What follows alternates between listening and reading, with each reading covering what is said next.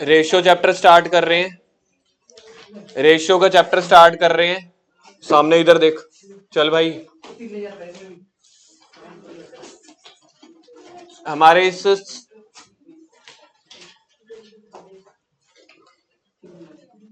Syllabus का हमारा आखिरी चैप्टर है, चैप्टर नंबर ट्यूशन के हिसाब से है चैप्टर नंबर आपका 13, चैप्टर नंबर 13 ट्यूशन के हिसाब से रेशियोज। सबसे पहले देखते हैं कि रेशियो का मीनिंग क्या है। परसों नॉन रिकॉर्डिंग में कुछ ब्रीफ इंट्रोडक्शन दी थी, तो जल्दी से उसको मैं रिवाइज करा रहा हूं कल वाली क्लास को। रेशियोज का सबसे पहले तो देखो मीनिंग, देखो क्या है। रिलेशनशिप बिटवीन टू वैल्यूज या two figures expressed in the numerical और अरिथमेटिकल टर्म। मतलब किसी भी दो चीजों में रिलेशन बताना। फॉर एग्जाम्पल बिजनेस के पास एसेट्स हैं, बिजनेस के पास एसेट्स हैं 8 लाख रुपए की, और बिजनेस के पास लाइबिलिटीज हैं 4 लाख की। तो अगर मुझे इनका रिलेशन देखना है, जिसको बोलते हैं रेशियोज अकाउंट्स में, तो इनकी रेशियो क्या बनेगी। अगर मैं 8 लाख और 4 लाख को काट दूं तो इसकी रेशियो बनेगी 2:1। 2:1 का मतलब है ऊपर एसेट्स है नीचे लाइबिलिटी है। इसको लिखते कैसे हैं, इसको ऐसे लिखते हैं 2:1। अब जो मैंने बॉक्स में लिखा है, तो एसेट्स लाइबिलिटी के रेशियो क्या है 2:1। इसका मतलब ये है कि अगर लाइबिलिटी 1 रुपए की है तो उसके बदले में मेरे बिजनेस के पास 2 रुपए की एसेट्स हैं। इसको बोलते हैं रिलेशन। देखो मीनिंग, देखो क्या बोल रहे हैं। रिलेशन बिटवीन टू वैल्यूज या two figures expressed in the numerical और अरिथमेटिकल वे। तो मैंने यहाँ पे 2:1 लिखा, इसको बोलते हैं न्यूमेरिकल वे। दो चीजों के रिलेशन को एक्सप्रेस किया है, एसेट्स को और लाइबिलिटी को। एसेट्स अगर मेरे पास 2 रुपए की है तो लाइबिलिटी 1 रुपए की है। लाइबिलिटी अगर मेरे पास 1 रुपए की है तो एसेट उसके डबल है। रेशियो का चैप्टर हमारे पास काम कब आता है। कल मैंने आपको बताया था एक ब्रीफ इंट्रोडक्शन में 10-20 मिनट में कि रेशियो का जो मेन चैप्टर है ये मेनली काम आता है आपका बैंकिंग सेक्टर में, बैंकिंग लाइन में। बैंकिंग लाइन में ये काम क्यों आता है कि जब भी मुझे बैंक से लोन लेने जाने पड़ते हैं, दो तरह के लोन होते हैं। कुछ लोन ऐसे होते हैं जो सीसी लिमिट वाले हो, बैंक ओवरड्राफ्ट वाले हो, जिसको हम बोलते हैं शॉर्ट टर्म लोन। कुछ होते हैं लॉन्ग टर्म लोन, जिसको हम बोलते हैं non current liability. Long term loan जैसे 10 साल के लिए या 5 साल के लिए लोन लिया, तो बैंक वाले सबसे पहले आपकी फाइनेंशियल पोजीशन चेक करते हैं कि क्या ये मेरी ईएमआई पे करने के लायक है ये बिजनेस। तो बहुत सारे क्लाइंट्स जो नया काम लेके बैंक में जाते हैं, बैंक वाले सीधा बोल देते हैं पहले अपने सीए के पास जाओ, प्रोजेक्ट रिपोर्ट बनवाओ, और कुछ रेशियोज होते हैं कम से कम 10-15 रेशियो, पहले अपने सीए के पास जाओ कि ये रेशियोज निकलवा के आओ।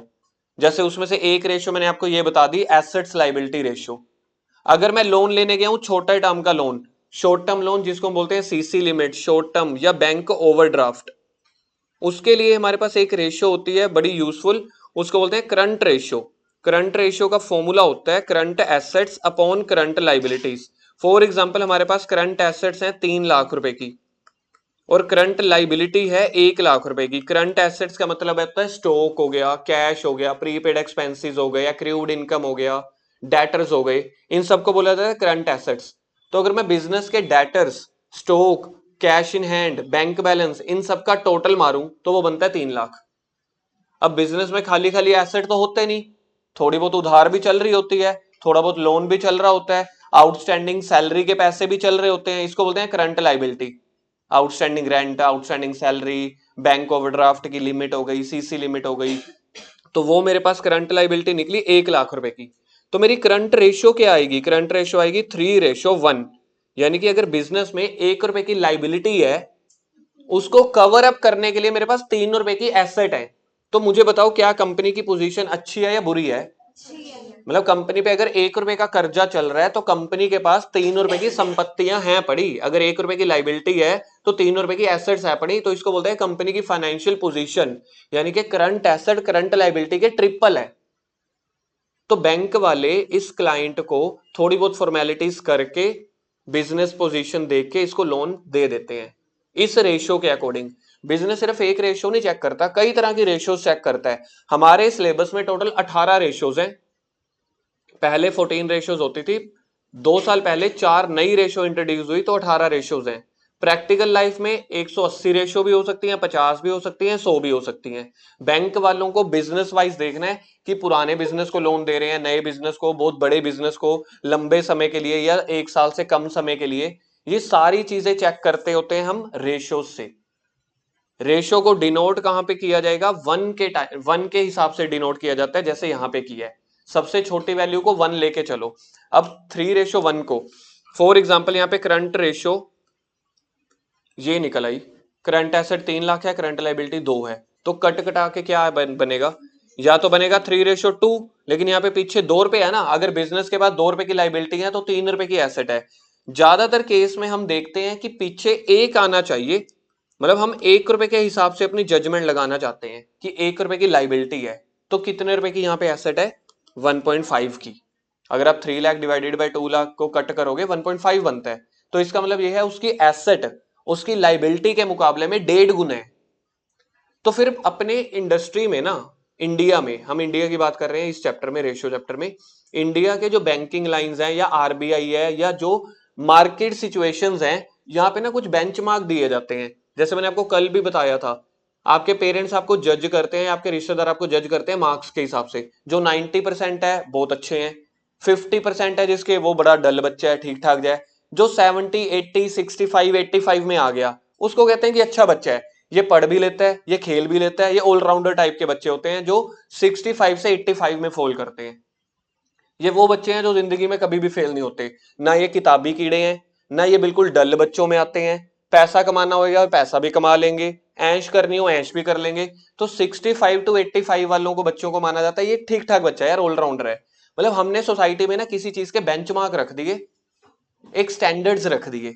95 वाले को हम टॉपर बोलने लग गए, 35 वाले को हम डल बच्चा बोलने लग गए। तो ये स्टैंडर्ड्स होते हैं। ऐसे बैंकिंग लाइन में, आरबीआई लाइन में, इंडियन इकोनॉमी में ये जो रेशियोज हैं ना, इनके भी कुछ बेंचमार्क डिसाइड किए गए हैं।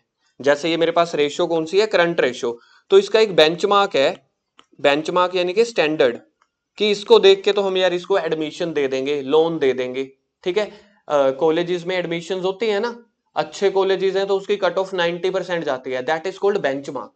90 से अबव होगी तो आपको एडमिशन मिल जाएगी, 90 से कम होगी तो नहीं मिलेगी। सेम ऐसे बैंकिंग में भी होता है। तो जो करंट रेशियो का बेंचमार्क इंडिया में डिसाइडेड है वो है 2:1। इसको कभी कभी बेंचमार्क बोल देते हैं, कभी बोल देते हैं rule of thumb, rule of thumb, कभी कभी इसको बोल दिया जाता है स्टैंडर्ड रेशियो। आपको समझ में आ गया, मतलब अप्रूवल यार, मिनिमम कोटा लगा लो। तो इसका रूल ऑफ थंब क्या है करंट रेशियो का, 2:1। अगर किसी कंपनी में करंट एसेट्स डबल है करंट लाइबिलिटी के, तो वो कंपनी की पोजीशन डबल है अपनी लाइबिलिटी से, तो ये अच्छी मानी जाती है, बैंक वाले इसको पास कर देते हैं लोन देने के लिए। तो इस केस में मुझे बताओ, इस केस में हम आते हैं, कंपनी की करंट एसेट्स कितनी लिखी है मैंने सामने, करंट लाइबिलिटी कितनी लिखी है। अभी तक तो मैं आपसे ये भी नहीं कह रहा कि कुछ अपने मन से बोलो, सामने लिखा हुआ है, सिर्फ वो आवाज नहीं आ रही मेरे पास। करंट एसेट्स कितनी लिखी हुई है सामने, करंट लाइबिलिटी, तो अगर मैं इसको 1 के नंबर पे एंड तक काटूं, ठीक है, मतलब यहां पे पीछे वाला नंबर 1 आना चाहिए, वो डेसिमल में ना जाए, फ्रंट वाला चाहे डेसिमल पे चला जाए।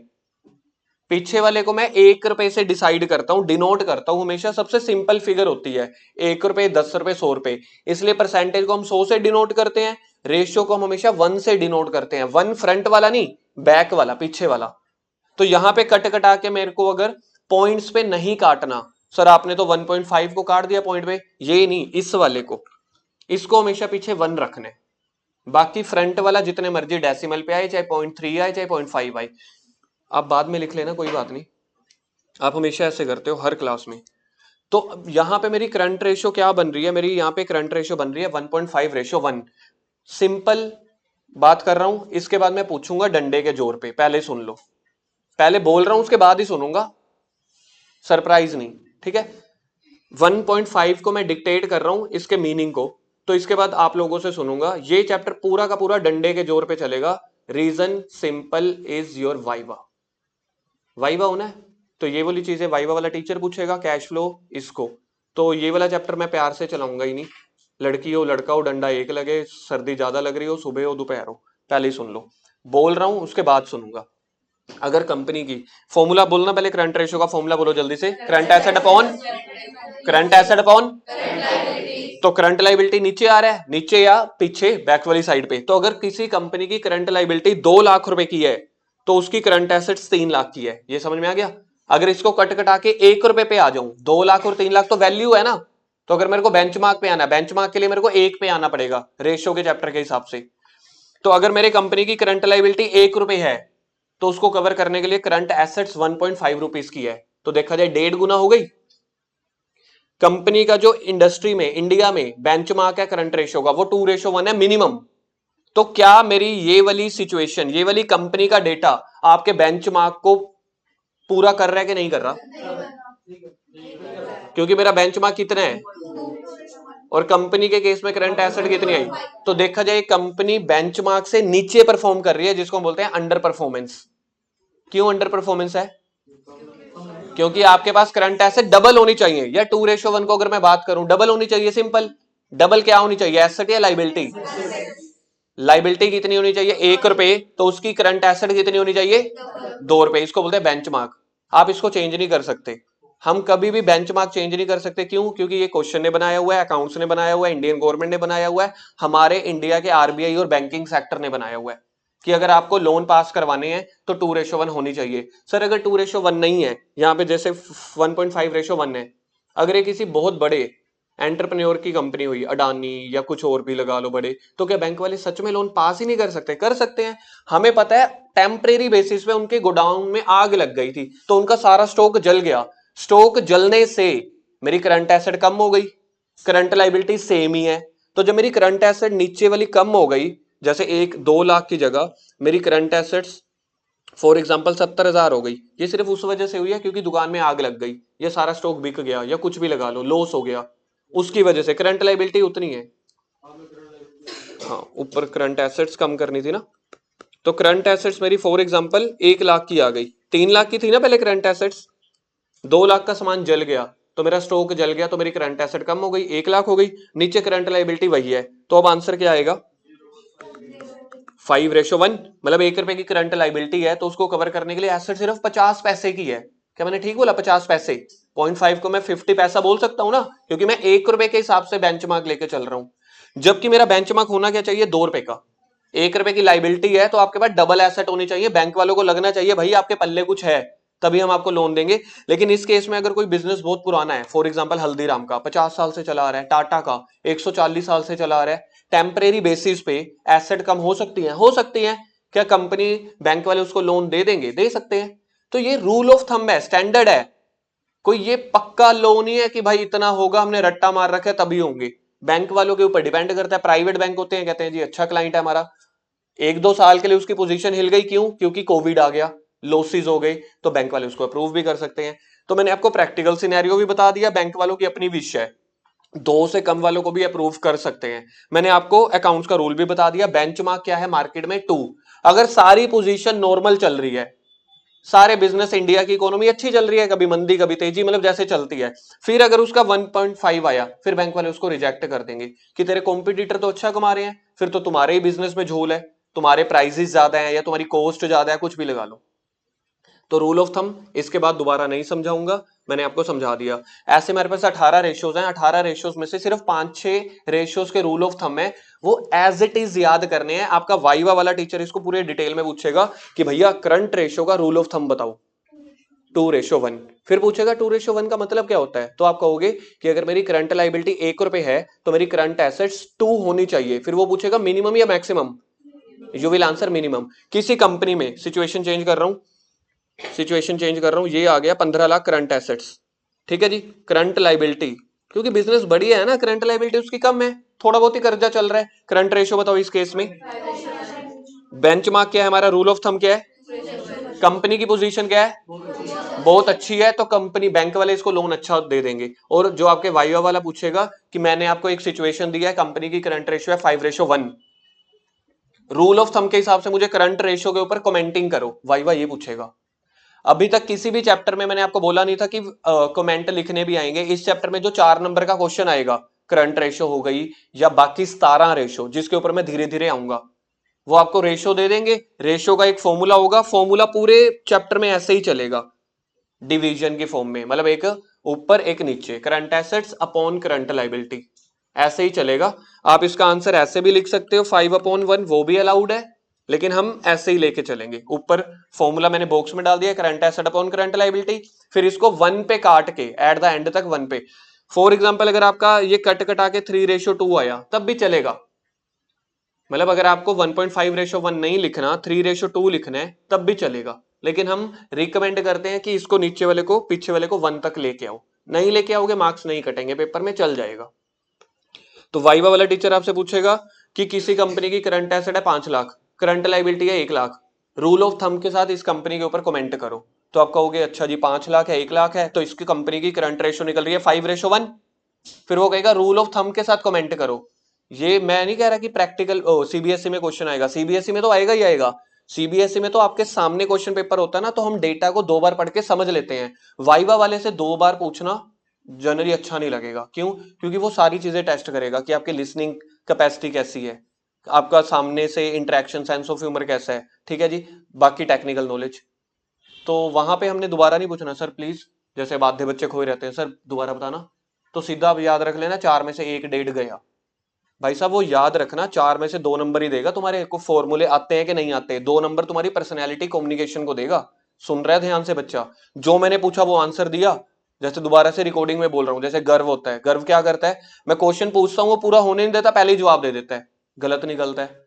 जितना पूछा जाए वाइवा में उतना ही जवाब देना, टाइम ले लेना। मैंने आपको पहले ही बोला है, अगर मैं वाइवा वाला टीचर हूं, एक बच्चा मुझे 1 सेकंड में आंसर दे रहा है, दूसरा बच्चा सोच के 4 सेकंड में आंसर दे रहा है, सोच के एक्यूरेटली आंसर दे रहा है 4 सेकंड में, उसने 4 गुना टाइम ज्यादा लिया, मैं उसको नंबर ज्यादा दूंगा। पता है क्यों?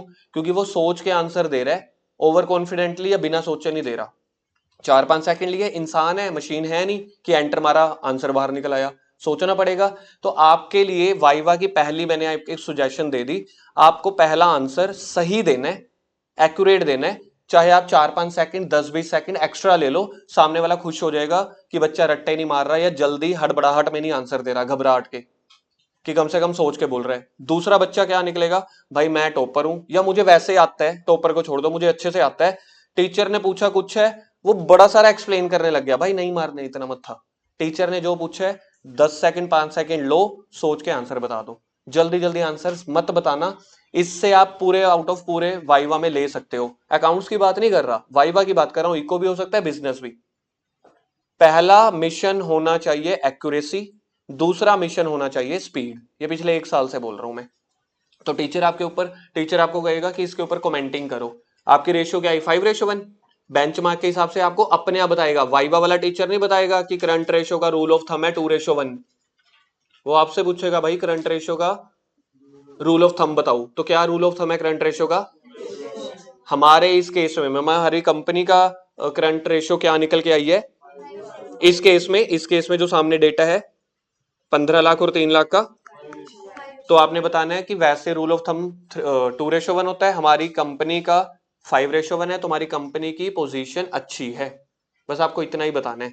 तो ये जो पॉइंट मैंने अब आपको बताया है, ये अभी मैंने आपको पॉइंट बताया कंपनी की शॉर्ट टर्म पोजीशन। अब मैं टाइप ऑफ रेशियो पे आ रहा हूं, मेन टॉपिक पे, क्लासिफिकेशन या type of ratio. Total 18 ratio है जिसको 4 कैटेगरी में बांटा गया है। सबसे पहली कैटेगरी है लिक्विडिटी रेशियो। लिक्विडिटी रेशियो होती है कंपनी की शॉर्ट टर्म पोजीशन, जो अभी अभी मैं आपको बता के चल रहा हूं ना, करंट एसेट करंट लायबिलिटी, ये शॉर्ट टर्म होता है। इसमें स्टॉक आ गया, स्टॉक कभी बिक गया कभी खरीद लिया, आता जाता रहता है। बैंक बैलेंस हो गया, कैश इन हैंड हो गया, ये कंपनी के वो चीजें हैं जो जल्दी से जल्दी कैश में कन्वर्ट भी हो जाते हैं, ठीक है, कैश रियलाइज भी हो जाता है।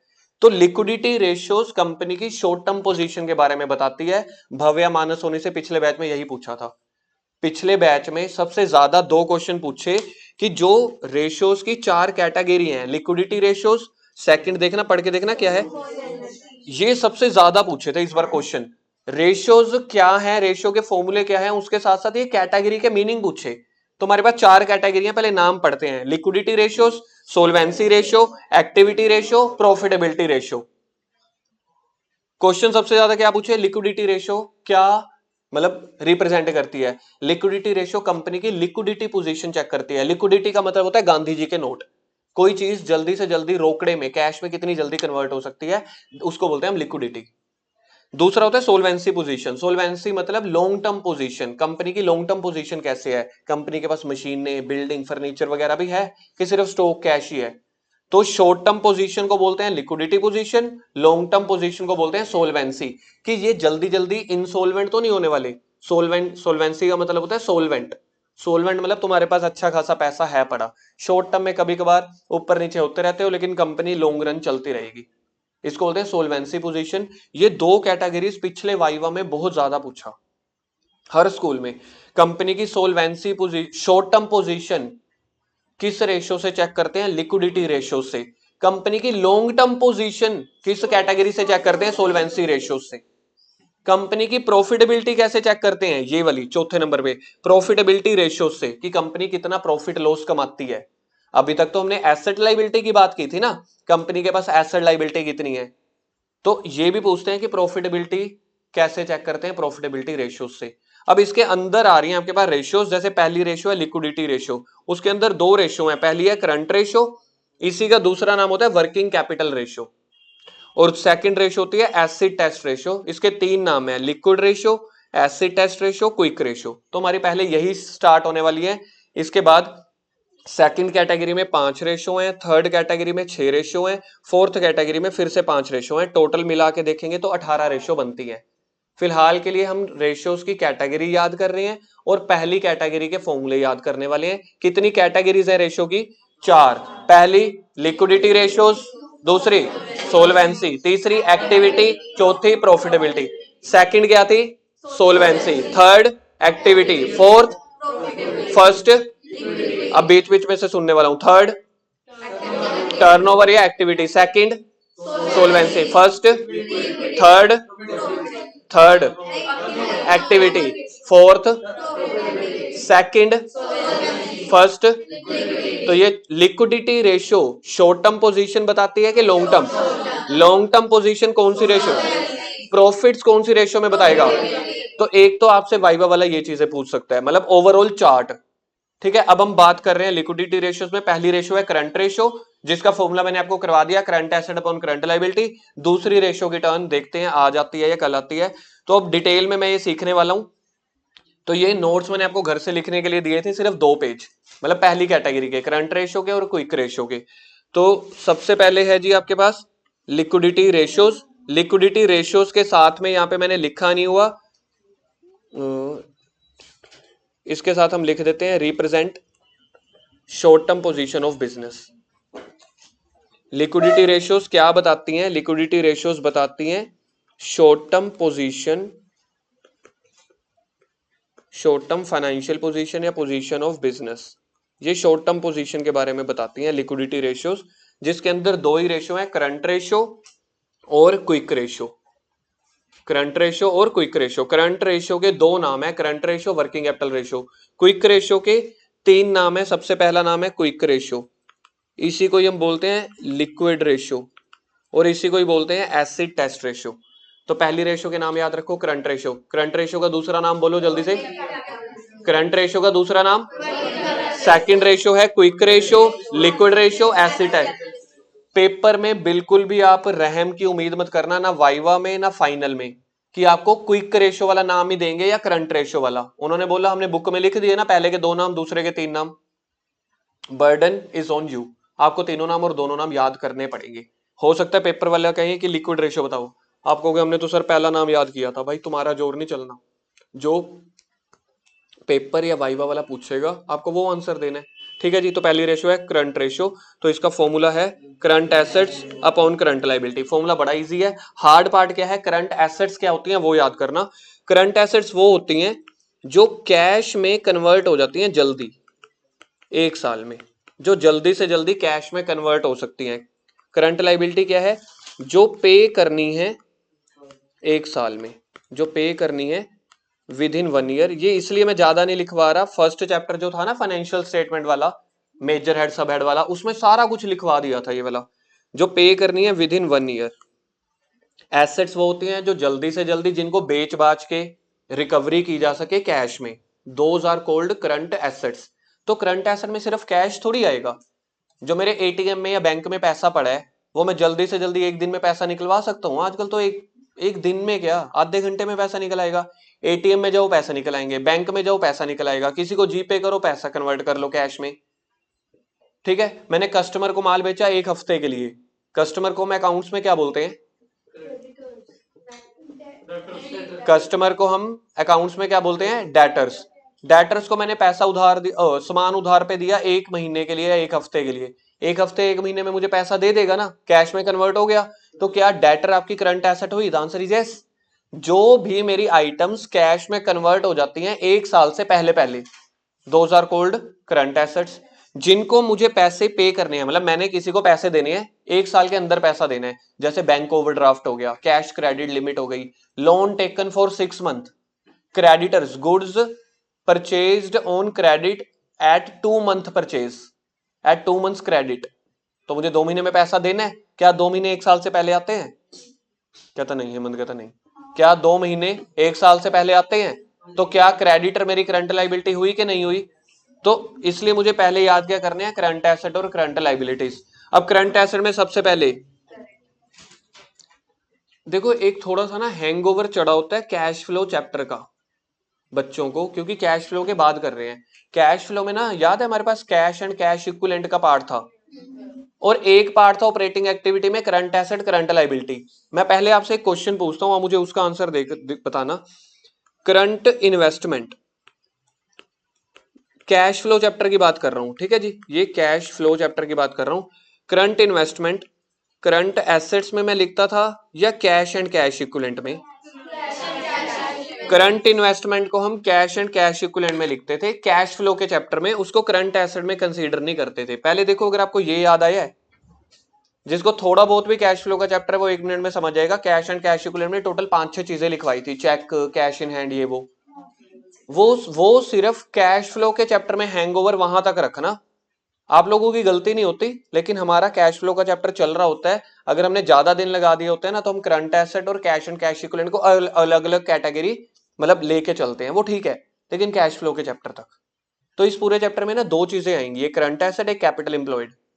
कैपिटल एम्प्लॉयड याद है हमारा पार्टनरशिप में कितने सारे चैप्टर में आता है, गुडविल के चैप्टर, चेंज इन पीएसआर के, ऐसे। तो इस चैप्टर में 2 चीजें हैं जो पिछले सिलेबस के साथ कॉन्ट्राडिक्ट करेंगी। तो इस चैप्टर में आप इस चैप्टर के बारे में लेके चलना, बताता चला जाऊंगा। तो यहाँ पे करंट एसेट्स, यहाँ पे कहने का मतलब पता है क्या है? जो ये कैश एंड कैश इक्विवेलेंट है ना, ये भी सारा का सारा करंट एसेट्स का पार्ट है। So simple.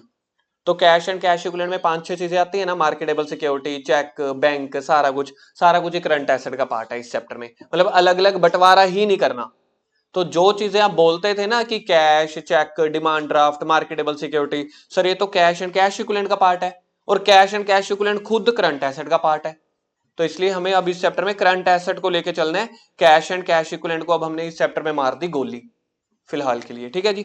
तो करंट एसेट में क्या क्या आएगा देखो। करंट इन्वेस्टमेंट, करंट इन्वेस्टमेंट वो होती है जैसे 2-4 महीने के लिए एफडी करा ली, 2-4 महीने के लिए शेयर, डिवेंचर, म्यूचुअल फंड खरीद लिए, बेच देंगे, पैसा आ जाएगा। तो जो जल्दी से जल्दी जिसमें पैसा आ जाएगा, those are called current asset. तो चाहे वो करंट इन्वेस्टमेंट है, शॉर्ट टर्म इन्वेस्टमेंट है, मार्केटेबल सिक्योरिटी है। तो अब आपको यहां तक प्रूफ हो गया। हम इसको, जो इसको मैंने ब्रैकेट डाली है कैश फ्लो चैप्टर में, हम इसको क्या बोलते थे? Cash and cash equivalent. तो वो खुद अब किसका पार्ट है? करंट एसेट्स का। ट्रेड रिसीवेबल हो गए, डेटर्स या बिल रिसीवेबल, ये सारे करंट एसेट हैं। सर ऐसा क्यों? क्योंकि हम उधार जो देते हैं ना कस्टमर को, 1-2 हफ्ते या 1-2 महीने की देते हैं। आप नॉर्मली खुद सोच लो यार, कोई दुकानदार 1.5-1.5, 2-2 साल की उधार देगा? 2 दिन की दे दी, 1 महीने की दे दी। जो बड़े तकड़े तकड़े बिजनेस होते हैं ना, इंडियन गवर्नमेंट ने पीछे कुछ रूल निकाला था, पूरा देश हिला के रख दिया उसकी वजह से। हम सीएस को भी हिला दिया, उन्होंने 45 डेज का उधार पीरियड बस कर दिया। कुछ एक पॉइंट था, पहले क्या करते थे लोग ना, 3-3 साल पैसे नहीं देते थे, 2-2 साल, 3-3 साल खर्चा बुक कर लेते थे कि मैंने ना सामान खरीदा गुजरात से, कितने का? 10 लाख रुपए का। मेरे बिजनेस में ना प्रॉफिट हुआ था 8 लाख रुपए का। मैंने कहा यार एक काम करते हैं ना, 10 लाख रुपए का सामान खरीद लेते हैं। तो मेरे अब प्रॉफिट था 8 लाख, 10 लाख का मैंने और खर्चा दिखा दिया, तो मेरा तो प्रॉफिट की जगह लॉस आ गया। तो मैं टैक्स बचा लेता था ऐसे करके, जबकि सामने वाले को मैं पैसे नहीं देता था, बस उसको बुक कर देता था कि ये मेरे क्रेडिटर्स हैं, purchase account debit to creditor. 4-4 साल पैसे ही नहीं देता था। तो पिछले कई सालों से कम 25-30 सालों से ना यहाँ पे दिक्कतें थी। तो गवर्नमेंट ने पिछले साल एक भूचाल लेके आई इंडियन मार्केट में कि 45 डेज का पीरियड अलाउड है। तो उसकी वजह से बहुत ब्लैक व्हाइट कन्वर्ट होता था। अभी भी है ये तो मैं वही कह रहा हूँ ना, पिछले साल चेंज हुआ था। तो उसकी वजह से अब ना जिनके पक्के बिल आते हैं ना गुजरात से, लुधियाना के, स्टेट के बाहर से, अब सारी सेटलमेंट 45 डेज के अंदर पूरी करनी होती है। तो सोचो 45 डेज 1 साल से कम है कि ज्यादा है? तो मतलब कि जो क्रेडिटर्स के पैसे हैं वो हमेशा करंट लाइबिलिटी में काउंट होंगे। ओके है जी। आगे ये पॉइंट आपको तंग करेगा, इन्वेंट्री। स्टॉक मेरा करंट एसेट होता है, क्यों? क्योंकि जल्दी से जल्दी स्टॉक बनाऊंगा, बेचूंगा, कैश मिल जाएगा कस्टमर से। एक्सक्लूडिंग लिखा हुआ है यहाँ पे, ये एक पॉइंट पूछेगा वाइवा वाला टीचर आपसे। आपसे पूछेगा क्या करंट इन्वेंट्री करंट एसेट है, बताना मेरे को। इन्वेंट्री करंट एसेट है, क्यों? क्योंकि इसको बेच के जल्दी से जल्दी पैसा कमा लूंगा। लेकिन excluding loose tools stores and spares, हथौड़े, नट बोल्ट, पेचकस या छोटा मोटा और पुर्जे सामान जिसको मैं बेचता नहीं हूं, पैकिंग मटेरियल हो गया, ठीक है, इनको मैं बेचता नहीं हूं, इनको मैं यूज करता हूं सामान को बनाने के लिए या हैंडलिंग के लिए। तो बोला कि ये फिर आपकी जो लूज टूल्स हैं या शॉर्ट स्टोर्स एंड स्पेयर्स हैं, ठीक है, नट बोल्ट, हथियार, हथियार कहता हूँ, हथौड़ा, ये वो हैमर से, ये सब चीजें आपके फिर करंट एसेट का पार्ट नहीं रहेंगी। कैश एंड कैश इक्विवेलेंट्स हो गया, शॉर्ट टर्म लोन और एडवांसेस, अगर आपने किसी को उधार पे पैसा दिया, ठीक है। उसके बाद प्रीपेड एक्सपेंसेस, प्रीपेड एक्सपेंसेस हो गए, एक्रूड इनकम हो गई, प्रीपेड एक्सपेंसेस, एक्रूड इनकम, ये सारी करंट एसेट का पार्ट है। करंट लाइबिलिटी में आ जाओ, शॉर्ट टर्म बोरोइंग या बैंक ओवरड्राफ्ट। मेरे को बताओ शॉर्ट टर्म बोरोइंग या बैंक ओवरड्राफ्ट, ये मैंने लोन ले रखा है या दे रखा है? और ये हमेशा शॉर्ट टर्म लोन्स होते हैं, एक दो दिनों के, एक दो हफ्तों के, एक दो महीनों के, तो ये करंट लाइबिलिटी है। ट्रेड पेबल हो गया, मतलब कि क्रेडिटर का पैसा। शॉर्ट टर्म प्रोविजन हो गया, प्रोविजन फॉर टैक्स, गवर्नमेंट को टैक्स देना है हमने। या कोई other liability, prepaid income, outstanding expenses, outstanding expenses यानी कि आउटस्टैंडिंग सैलरी वगैरह, these all are called current liability. और इसका रूल ऑफ थंब है 2:1। तो पहली क्विक करंट रेशियो खत्म हुई, सेकंड पे आ रहा हूं मैं साथ साथ ही, फिर इसके क्वेश्चंस इकट्ठे करवाऊंगा। मेरी कैटेगरी कौन सी चल रही है? ये फर्स्ट कैटेगरी कौन सी होती थी? Liquidity ratios. उसमें पहली रेशियो क्या खत्म हुई है? करंट रेशियो, या इसका दूसरा नाम वर्किंग कैपिटल रेशियो। इसका दूसरी रेशियो क्या है? लिक्विड रेशियो या क्विक रेशियो या एसिड टेस्ट रेशियो। इसका फॉर्मूला होता है liquid asset upon current liability. Palak छोड़ दो यार, अमन पलक की कॉपी लेना। अरे मुझे डिस्ट्रैक्शन होती है ना, आपका छोड़ दो, मैं अपना देख रहा हूँ। पलक की कॉपी लो, इधर रखो, हाँ यहां पे रखो।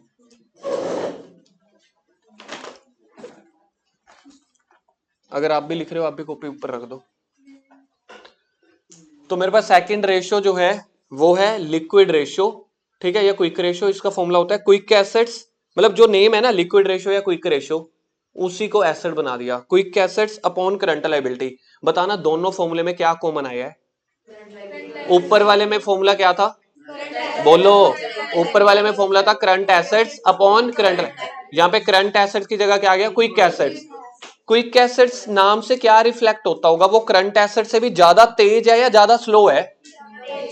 तभी तो उसका नाम पड़ा क्विक एसेट्स। यानी कि यहां पे बोला करंट एसेट्स को, तो आपको ये बोला गया कि अगर एक साल के अंदर भी आपकी कोई आइटम कैश में कन्वर्ट हो जाती है, करंट एसेट की अगर डेफिनेशन पूछ लेना टीचर, तो जो आइटम मेरी जल्दी से जल्दी कैश में कन्वर्ट हो जाए एक साल में, लेकिन अगर उससे भी कम टाइम में कोई एसेट्स आपकी कन्वर्ट हो जाए कैश में, those are called quick assets या लिक्विड एसेट्स। मतलब ये और भी ज्यादा जल्दी में कर रहे हैं। फॉर एग्जांपल मैं बैंक में लोन लेने गया सिर्फ और सिर्फ 2 महीने का, तो मुझे बताओ बैंक वाले करंट एसेट चेक करके अचार डालेंगे? करंट एसेट कितने टाइम में कन्वर्ट होती है? एक साल में। आप बैंक वालों को बोल रहे हो भैया उधार दे दो 2 महीने का, तो बैंक वाले आपकी करंट रेशियो थोड़ी ना चेक करेंगे। आप कहोगे मेरी करंट रेशियो तो कन्वर्ट हो जाती है कैश में 10 महीने में, 8 महीने में, 6 महीने में, एक साल में। लोन आपको रीपे करना है, ईएमआई पे करनी है 2 महीने के अंदर अंदर, तो बैंक वाले आपके 8 महीने की फाइनेंशियल पोजीशन चेक करके क्या सिर्फ फॉर्मेलिटी या तसल्ली दे रहे हैं? तो उनको कोई और रेशियो चेक करनी पड़ेगी, ऐसी रेशियो जो 2 महीने 3 महीने के अंदर ही कैश में कन्वर्ट हो जाए, यानी कि मोर क्विकली। तो वाइवा वाला ये पूछता है कि क्विक एसेट्स का मीनिंग क्या है? क्विक एसेट्स का मीनिंग है which is more quicker than current asset. Current asset एक साल में कन्वर्ट होती है, क्विक एसेट एक साल से भी कम टाइम में, 5 महीने बोल लो, 6 बोल लो, 3 महीने बोल लो, यानी कि जल्दी से जल्दी। तो फिर जो करंट एसेट्स आपने यहां पे उठाई हैं 7 या 8, उसमें से जो थोड़े स्पीड मतलब स्लो स्पीड में कन्वर्ट होती है ना, क्विक एसेट कहता है उसको बाहर निकालो भाई इस कैटेगरी से। उसको बाहर निकाले या उसको लेके आए? लेके तो पहले ही आए हुए हैं भाई, 7 एसेट्स को मैं लेके आया हूं, उसमें से इन्होंने ना 2 एसेट्स को निकाल दिया। देखो क्विक एसेट्स का फॉर्मूला, पहले तो इसका फॉर्मूला हम बात करते हैं। लिक्विड रेशियो या क्विक रेशियो का फॉर्मूला क्या हुआ? Quick assets upon current liability. Current liability same है। क्विक एसेट्स का इन्होंने पता क्या बोला? कहते करंट एसेट्स आपने उठा ली सारी, उसमें से एक तो माइनस कर दो अपनी इन्वेंट्री को, क्योंकि अगर आपका इन्वेंट्री, आपका अगर इलेक्ट्रॉनिक वाला काम हुआ और सिर्फ आप एसी बेचते हुए, एसी कब बिकते हैं? तो आप बैंक से लोन लेने गए सर्दियों में या गर्मियों के एंड में, भाई आपका तो अब एसी ही नहीं बिकना। एसी बिकेंगे अप्रैल मई में जाके, आपका तो भाई कैश ही नहीं कन्वर्ट होगा। मैं बोल रहा हूँ खाली एसी है यार उसके पास, समझ, मैं सिचुएशन वैसी दे रहा हूँ ना, केस स्टडी। तो वो उस बंदे को बोलेंगे भाई आपके तो यार ये तो कन्वर्ट ही नहीं होता, जल्दी से जल्दी 8-9 महीने के बाद जाके आपकी ये मोटी आइटम बिकेगी। लोन आप ले रहे हो 2-3 महीने का, तो मुझे आपकी क्विक पोजीशन चेक करनी है। तो उसमें से कहेंगे टोटल करंट एसेट ले लो आप, उसमें से इन्वेंट्री को हटा दो, क्योंकि इन्वेंट्री हो सकता है जल्दी बिके, हो सकता है लेट बिके। अब इसमें आप डिबेट कर सकते हो सर, हो सकता है करियाने वाली दुकान हो, दूध डायरी वाली हो, जो रोज ही कन्वर्ट हो जाती है कैश में, ठीक है। हाँ, एक आधी को नहीं देखेंगे, इन्होंने ओवरऑल इकोनॉमी के लिए बनाया कि इन्वेंट्री को यार साइड करो। क्या आपका दुकान में आउटडेटेड इन्वेंट्री पड़ी हो, करियाने वालों की एक्सपायर्ड इन्वेंट्री पड़ी हो, कुछ भी हो सकता है ना। तो अकाउंट्स ने बोला करंट एसेट में से इन्वेंट्री को डिलीट कर दो, साथ प्रीपेड एक्सपेंसेस को डिलीट कर दो। प्रीपेड एक्सपेंसेस वो होते हैं जो मैंने 2-3 महीनों के खर्चे पहले ही दे दिए होते हैं, जैसे मैंने अपने वाईफाई का बिल 6 महीने का दे दिया था। अब मैं करूं या ना करूं, ठीक है, मैं 2 महीने बाद ये तो कह सकता हूं कि वाईफाई का जो मैंने 6 महीने का बिल दे दिया वो मेरी करंट एसेट है। क्यों? क्योंकि मैंने पैसे पहले ही दे दिए, इसको बोलते हैं करंट एसेट। क्या मेरे को सच में करंट एसेट वाईफाई वाले मेरे को 6 महीने या 5 महीने का बिल वापस कर देंगे? नहीं करते होते। तो इसलिए बोला कि जो आप प्रीपेड एक्सपेंसेस दे देते हो ना इस दीन दुनिया में, इंडिया में, वो पैसा भूल जाया करो। लिखने के लिए कह सकते हो कि वो तुम्हारा पैसा है, तुमने फीस एडवांस में दे दी, लेकिन सामने वाला वापस नहीं करेगा। वो कहेगा यार जो तुमने पैसा दिया है ना उसी की सर्विसेज ले लो, उसी की मुझसे गुड्स खरीद लो, पैसा मत मांगो। तो इसलिए ये दो चीजों को ना हमने लो स्पीड कन्वर्जन वाली आइटम बोला। लो स्पीड, एक इन्वेंट्री को, दूसरा प्रीपेड एक्सपेंसेस को। अगर मैं ये करंट एसेट में से दो चीजें डिलीट कर दूं तो इसको बोलते हैं क्विक एसेट। तो सिंपल मतलब ये मैंने आपको रिवर्स फॉर्मूला बताया। तो रिवर्स में अगर मैं सीधा फॉर्मूला लेके चलूं, सारी करंट एसेट सेम चलेंगी, बस उसमें इन्वेंट्री को मत लेना और उसमें प्रीपेड एक्सपेंसेस को मत लेना, बात खत्म। ठीक बोल रहा हूं मैं? सारी करंट एसेट्स का या तो टोटल ले लो, उसमें इन्वेंट्री और प्रीपेड को ऐड ही मत करना। अगर ऐड करके टोटल करंट एसेट लिख दिया तो उसको दोनों को डिलीट कर देना। तो ये फॉर्मूला बना आपके पास करंट एसेट का। इधर देखो, करंट एसेट का नहीं, पहले तो लिक्विड रेशियो का फॉर्मूला क्या बन रहा है, यानी कि क्विक रेशियो का, quick assets upon current liability. अब क्विक एसेट्स का फॉर्मूला देखो क्या है, current assets less inventory less prepaid expense, वो क्या निकल के आ जाएगा? Quick asset. इजी है फॉर्मूला। करंट एसेट में से क्या माइनस कर दो? इन्वेंट्री। और जब भी इन्वेंट्री लेनी है उसमें से लूज स्टॉक्स और स्टोर स्पेयर को तो पहले ही अलग रखना है। करंट लायबिलिटी सेम है। इसका रूल ऑफ थंब देखो क्या है, ये याद रखना है। इसका रूल ऑफ थंब क्या है? 1:1, यानी कि जितनी आपकी करंट लायबिलिटी है ना, हम ज्यादा से ज्यादा कहेंगे कि आपका करंट एसेट उतना हो तब भी चलेगा।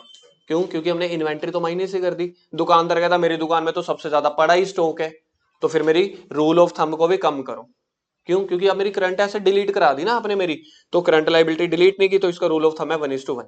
तो अगर आपकी क्विक एसेट्स 1 लाख की है, करंट लायबिलिटी 1 लाख की है, बैंक वाले आपको लोन दे देंगे। इसमें 2:1 बननी चाहिए।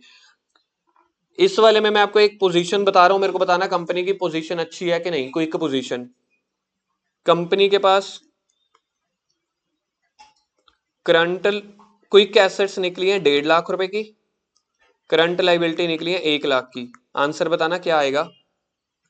1.5:1। कंपनी की पोजीशन अच्छी है या बेकार है? करंट रेशो के हिसाब से पोजीशन कैसी है? करंट रेशियो के हिसाब से मिनिमम 2:1 होनी चाहिए, क्विक रेशियो के हिसाब से मिनिमम 1:1 होनी चाहिए। तो क्विक पोजीशन अच्छी है, तुम्हारी पहला कैटेगरी खत्म हो रही है। ये देखना बैलेंस शीट में अगर आपको कंपनी का क्वेश्चन आएगा वो ऐसे आएगा, हो सकता है यहां से अगर मुझे उठानी हो, ये आपके पास वैल्यू गिवन है, बैलेंस शीट गिवन है। बैलेंस शीट देख रखी है हमने, ऐसे पहले ऊपर होती है लाइबिलिटीज, नीचे होती है एसेट। इसमें मेरे को बताओ करंट एसेट्स कितनी है इस क्वेश्चन में? करंट एसेट्स दिख रही है इस क्वेश्चन में, करंट एसेट कितनी है? 15। करंट लायबिलिटी कितनी है? 60। तो 15 डिवाइडेड बाई 60, रेशियो 1 से भी माइनस में चली गई। ना क्विक पोजीशन अच्छी है ना करंट पोजीशन अच्छी है।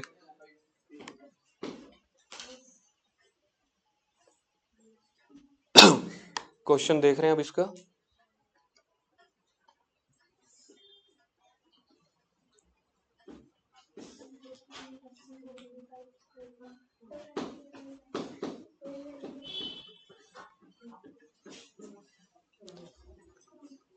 बस एक क्वेश्चन कर रहे हैं, उसके बाद छुट्टी है।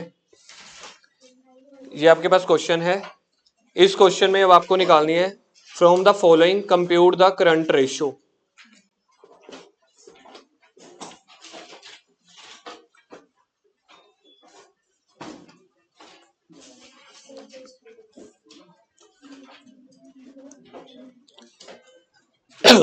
ये आगे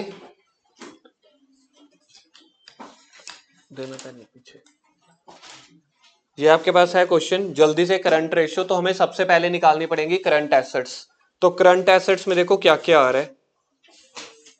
करंट एसेट्स में सबसे पहले तो आ रहा है करंट इन्वेस्टमेंट, फिर आ रही है इन्वेंट्री। देखना इन्वेंट्री टोटल कितने की है, 2,80,000 की, लेकिन उसके अंदर 50,000 के लूज टूल्स हैं। ट्रेड रिसीवेबल मेरी करंट एसेट है, यस। ट्रेड पेबल मेरी है करंट लाइबिलिटी। अब लॉन्ग टर्म बोरोइंग और शॉर्ट टर्म बोरोइंग में, लॉन्ग टर्म को करंट नहीं बोलते, नॉन करंट बोलते हैं। तो शॉर्ट टर्म बोरोइंग मेरी करंट लाइबिलिटी है, short term provision current liability है, कैश एंड करंट एसेट्स हैं। तो पेपर में इस हिसाब से आपको लिख के आना है। करंट एसेट्स मेरे पास कितनी है, लिखो जी। तो क्वेश्चन शुरू हो रहा है, हमेशा क्वेश्चन शुरू होगा फॉर्मूले के साथ। तो सबसे पहले इस चैप्टर में आपको फॉर्मूला लिखना है current assets. Current ratio is equal to current assets upon current liability. ठीक है जी। तो इसके बाद आप लोगों ने थोड़ी सी जगह छोड़ देना या एंड में कर देंगे। तो मुझे लिखनी है सबसे पहले करंट एसेट्स। ठीक है, तो करंट एसेट्स या तो इस अकॉर्डिंग लिखते जाना प्लस प्लस करके, नहीं तो हम ऐसे लिख लेंगे। लिखो जी सबसे पहले करंट इन्वेस्टमेंट 40,000। करंट एसेट्स में लिखने वाला हूं सबसे पहले करंट इन्वेस्टमेंट 40,000 की। ठीक है जी। इसके बाद मेरे पास था ट्रेड रिसीवेबल, इन्वेंट्री भी लिख रहे हैं। ट्रेड रिसीवेबल, ये देखो ये मैंने बनाया हुआ है, हमने ऐसे बना के चलना है। करंट एसेट्स क्या है, तो करंट इन्वेस्टमेंट हो गया 40,000। उसके बाद लिखो इन्वेंट्री। इन्वेंट्री पता है कितनी लिखोगे, 2,30,000। क्यों, क्योंकि लूज टूल्स को इग्नोर करने। तो ये मेरे पास आ गई इन्वेंट्री 2,30,000। ट्रेड रिसीवेबल है 1,80,000 के। अब इसमें से बाकी अपने आप पहचानो और क्या करंट एसेट्स है मेरे पास। सबसे आखिरी आइटम है, तो कैश को लिखो 30,000। तो मेरे पास टोटल आ रहा है करंट एसेट्स का 4,80,000। अब अगली लाइन में लिखेंगे करंट लाइबिलिटीज। अब अगली लाइन में लिखेंगे करंट लाइबिलिटीज। अब इसमें से करंट लाइबिलिटीज पहचानो। ट्रेड पेबल पहली, short term borrowing, short term provision, ये तीन है। तो लिखो ट्रेड पेबल पर, लेकिन ट्रेड पेबल में अलग अलग ही लिखना पड़ेगा। Creditors, bill payable, short term borrowing, short term provision. Creditors 1,20,000 के, बिल्स पेबल 10,000 के, शॉर्ट टर्म बोरोइंग 50,000 की, और शॉर्ट टर्म प्रोविजन 20,000 के। 1, 20, 10, 50, 20।